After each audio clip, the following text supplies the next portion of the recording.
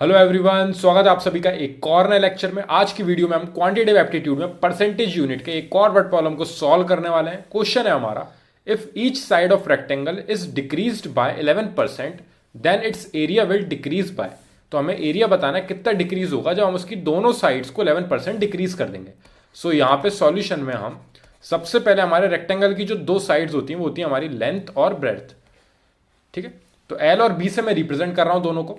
Initially हम मान लेते हैं दोनों जो है 100 वैल्यू थी, 100 एंड 100 हमने दोनों वैल्यूज मान ली हैं। ठीक है, वैसे हम मानते हैं कि एल और बी जो है लेंथ और ब्रेथ दोनों अलग अलग वैल्यूज होती हैं। लेंथ हमारी लंबी होती है, ब्रेथ हमारी छोटी होती है। लेकिन यहाँ पे हम 100 और 100 इसलिए ले रहे हैं क्योंकि परसेंटेज के टर्म्स में हमें क्वेश्चन गिवन है।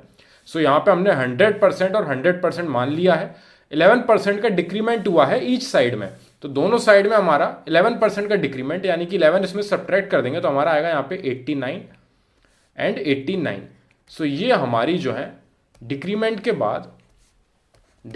बाद जो नई साइड्स आई हैं वो हमारी 89 एंड 89 है। और ओरिजिनली हमारी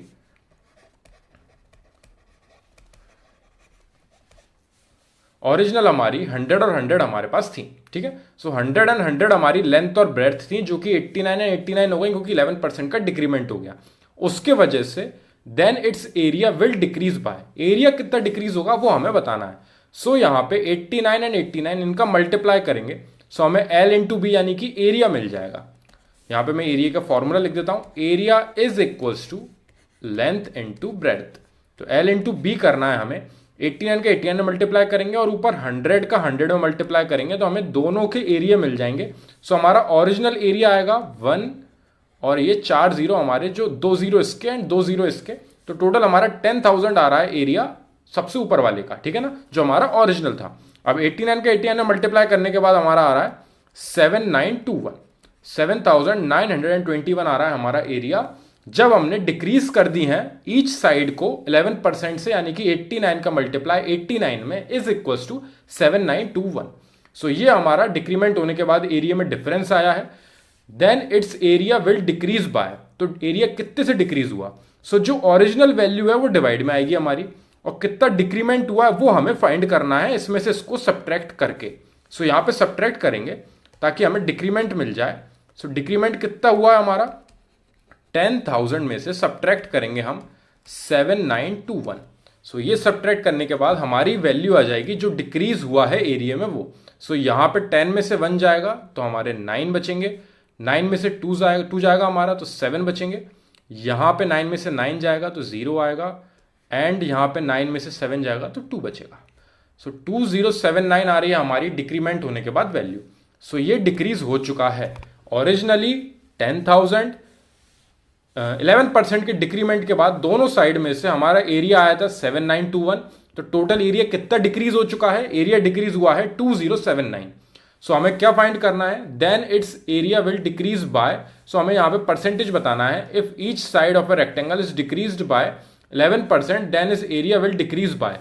अगर वो यहाँ पे हमें इस तरीके से उन्होंने न्यूमेरिकल वैल्यूज में ये आंसर दे रखे होंगे 2079 और 2069 इस तरीके से, तो ये हमारा फाइनल आंसर हो जाएगा कि इतना डिक्रीज हुआ है। लेकिन अगर परसेंटेज के टर्म्स में हमें अगर आंसर गिवन होगा तो वो हम कैसे फाइंड करते हैं वो और बता देता हूं मैं यहाँ पे। सो परसेंटेज डिक्रीमेंट फाइंड करने के लिए ऊपर आएगी हमारी डिक्रीज होने वाली वैल्यू, डिवाइड में आएगा हमारा ओरिजिनल वैल्यू, और मल्टीप्लाई में आएगा हमारा 100। इससे हमारा परसेंटेज ऑफ डिक्रीमेंट या फिर परसेंटेज ऑफ इंक्रीमेंट निकल आता है। इंक्रीमेंट में भी सेम फॉर्मूला रहता है, बस यहां पे इंक्रीज्ड वैल्यू आ जाती है, अपॉन में ओरिजिनल वैल्यू रहती है और मल्टीप्लाई में 100 रहता है। अगर आंसर आपको ऐसे दिए होते तो ये आपका फाइनल आंसर होता, लेकिन अगर परसेंटेज में अगर आंसर आपको गिवन है तो वो फाइंड करने के लिए यहाँ पे डिक्रीमेंट वाली वैल्यू आएगी, यानी कि 2079 हमारी वैल्यू आई, अपॉन में आएगी ओरिजिनल वैल्यू। ओरिजिनल एरिया कितना है हमारा, ओरिजिनल एरिया हमारा 10,000। सो ये आएगा हमारा डिवाइड में 10,000 मल्टीप्लाई बाय 100। सो ये 2 जीरो से पहले ये 2 जीरो कैंसिल हुए, रिमेनिंग 2 जीरो कैंसिल होंगे तो यहाँ पे पॉइंट लगेगा। सो हमारा परसेंटेज में आंसर आ रहा है 20.79% डिक्रीज हुआ है एरिया। कब डिक्रीज हुआ है, जब आपकी दोनों साइड जो आपकी लेंथ और ब्रेड्थ है ईच साइड रेक्टेंगल की, उसमें 11% का डिक्रीमेंट हो रहा है।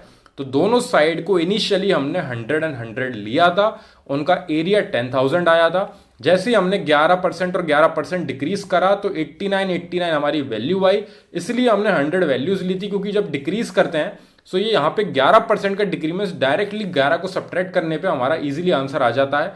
तो यहाँ पे इसलिए 100 वैल्यूज ली जाती हैं।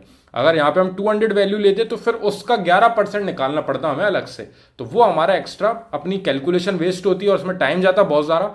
इसलिए हम यहाँ पे 89 और 89 डायरेक्टली लिख सकते हैं। 100 को यहाँ पे 11 में से सब्ट्रैक्ट करा हमने, जब ऐसे हमने 11 तो 89 और 89 दोनों वैल्यू आई, दोनों का मल्टीप्लाई किया, 7921 हमारा आया एरिया, जो हमारा डिक्रीज होने के बाद एरिया आया है वो। तो यहाँ पे टोटल डिक्रीमेंट कितने का हुआ है, ऊपर वाली वैल्यू में से नीचे वाली वैल्यू को सब्ट्रैक्ट किया, 2079 आ रहा है हमारा डिक्रीज्ड एरिया, कितना डिक्रीज हो चुका है। परसेंटेज में अगर हमको आंसर गिवन है तो परसेंटेज ऑफ डिक्रीमेंट फाइंड करने के लिए ऊपर आता है जितनी वैल्यू डिक्रीज हुई है 2079 ऊपर आएगी, अपॉन में आती है जो ओरिजिनल वैल्यू है। ओरिजिनल वैल्यू हमारी है 10,000, वो आएगी हमारी डिवाइड में, मल्टीप्लाई बाय 100, ये हमारा फॉर्मूला होता है। सेम इंक्रीमेंट के लिए भी हमारा सेम फॉर्मूला यूज होता है, बस यहाँ पे इंक्रीज्ड वैल्यू आ जाती है ऊपर। सो यहाँ पे वैल्यू सब्स्टिट्यूट करी, 2 0 से 2 0 कैंसिल हुई और ये 2 कैंसिल हमने करके यहाँ पे ऊपर पॉइंट लगाया। सो 20.79% एरिया डिक्रीज हुआ है हमारा। और अगर इस तरीके से वैल्यू आपको गिवन होंगी आंसर में, सो 2079 हमारा एरिया डिक्रीज हुआ है, वो भी आपका सही आंसर होगा। आपको किस टर्म्स में गिवन है आंसर वो मैटर करता है। अगर परसेंटेज के टर्म्स में गिवन है आंसर तो ये आपको ऑप्शन में दिखेगा, आप इसको टिक करोगे, और अगर आपको इस टर्म्स में क्वेश्चन में आंसर मिलेगा तो आप इसको टिक करोगे। दोनों एक साथ वो नहीं देंगे, कभी भी याद रखना ये चीज। अगर एक बार परसेंटेज के टर्म्स में होगा तो सारे आंसर्स परसेंटेज के टर्म्स में आपको मिलेंगे, जिसमें ये आपका करेक्ट आंसर होगा। सेम इसके लिए अप्लाई होगा, ठीक है। सो यहाँ पे ये क्वेश्चन हमारा कंप्लीट होता है। आई होप ये क्वेश्चन आपको समझ में आया होगा। फिर भी अगर इसमें कोई डाउट है तो आप मेरे को कमेंट सेक्शन में डिस्क्राइब करना, और इसके अलावा मैं इस टाइप के और 2-3 क्वेश्चन सॉल्व करवाऊंगा ताकि आपके लिए आगे जाके ये वाले मेथड्स जो हैं वो ईजी पड़े। Thank you very much for watching this video.